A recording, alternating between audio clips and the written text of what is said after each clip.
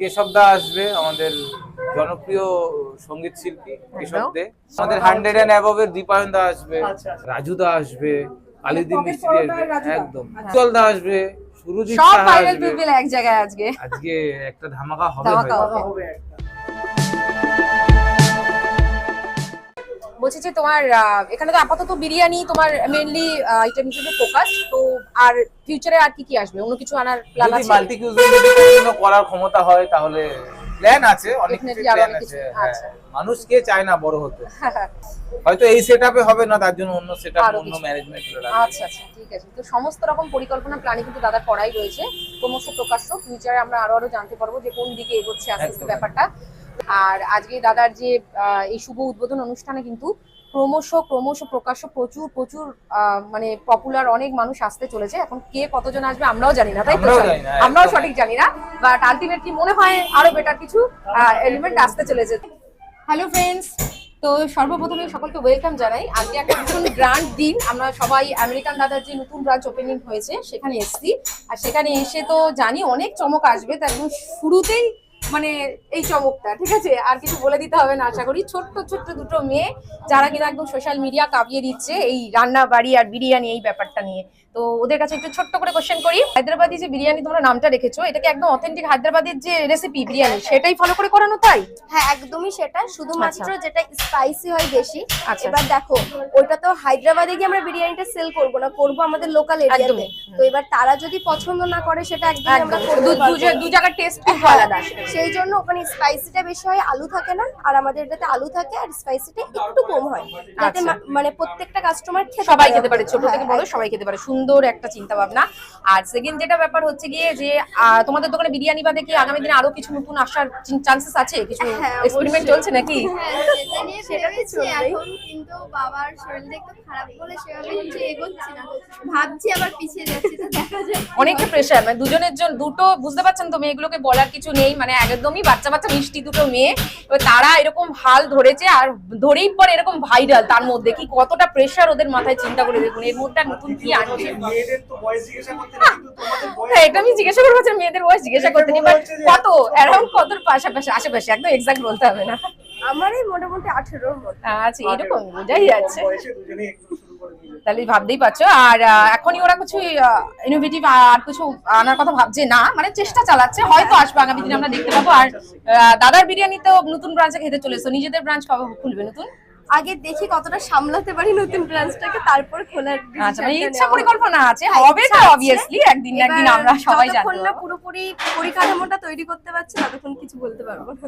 আচ্ছা, আপাতত কিন্তু মাছ দিয়ে কাঁপিয়ে হ্যাঁ। দিচ্ছে দুই বোন। ঠিক, ও সবার দুজনকে বলবো একটুখানি প্লিজ টাটা বলে দাও। টাটা। নমস্কার, থ্যাংক ইউ। আচ্ছা, আমাদের আনন্দা তো ঢুকেই পর সবাই ছেকে ধরেছে, আর এটাই স্বাভাবিক, মানে অপ্রত্যাশিত কিছু নয়, যা হয়। দাদা, তোমার মানে একদম শুরুটা কিভাবে একটু ছোট্ট করে বলবে, মায়াপুরে কিভাবে ছোট্ট করে, খুব সংক্ষেপে, যতটা সংক্ষেপে বলা যায়।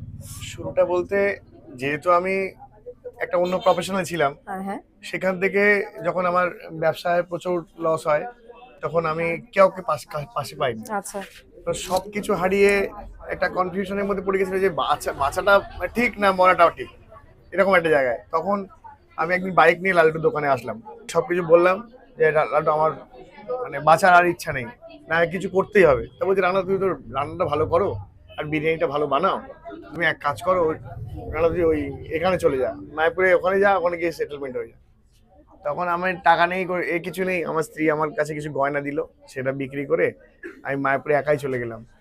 নৈহাটি থেকে ও ফোন করলো, নৈহাটিতে গেলাম, ও একটা হাঁড়ির দোকানে, সেখান থেকে একটা হাঁড়ি কিনে আনলাম, এনে তারপরে রান্না করে নিয়ে ভ্যানে করে ফুটপাতে দাঁড়িয়েছিলাম।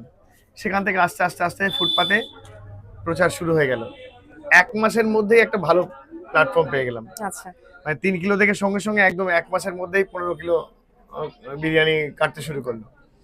তারপর আস্তে আস্তে আস্তে সেটাকে মহাপ্রভুর কৃপায় একদম যাই মানে বলো, এখন খুব ভালো তারপরে তো জায়গায়। সকলের সামনেই বাকি। আর সত্যি কথা বলতে কি, আমারও মনের যে ইচ্ছাটা আছে যে আমার নিজস্ব একটা দোকান হোক, কারণ ওটা তো ভাড়া দোকান আছে। তো মায়াপুরে আছে একটাই, যে নিজের দোকান, কারণ নিজের দোকান না হলে তো মায়াপুরে খুব সমস্যা, যখন তখন উঠে যেতে হতে পারে, সবাই জানতে পারবেন এবং হলেও বিরাট বড় করে হবে, না হলে এরকমই থাকবে। আচ্ছা, যা হবে গ্র্যান্ড করে, ঠিক একদম, আছে। একদম, একদম। তো বুঝতেই পারছো, তো এটা হবেই। ভগবান এতদূর তিনি ভগবানের সেবক হয়েছেন, ঈশ্বর এতদিন তার সাথে থেকেছেন, অবভিয়াসলি উত্তরোত্তর বৃদ্ধি হবে, শ্রীবৃদ্ধি হবে, এটাই আশা রাখি। আর আরেকটাই ছোট কোশ্চেন, দাদা এত ডাউন টু আর্থ কি করে? এত পপুলার হওয়ার পর সবার তো অন্যরকম ব্যাপার হয়ে যায়। 5 দিন আগে আমার দোকানে একটা টোটোওয়ালা হঠাৎ করে এসছে, হঠাৎ করে এসে টোটোওয়ালাটা, আমি তখন ওই টেবিল পরিষ্কার করছি, আচ্ছা আচ্ছা, টেবিলে এঁঠোগুলো ওয়াশ করছি, হঠাৎ করে আমায় জিজ্ঞেস করলো, দাদা দোকানের মালিক কে?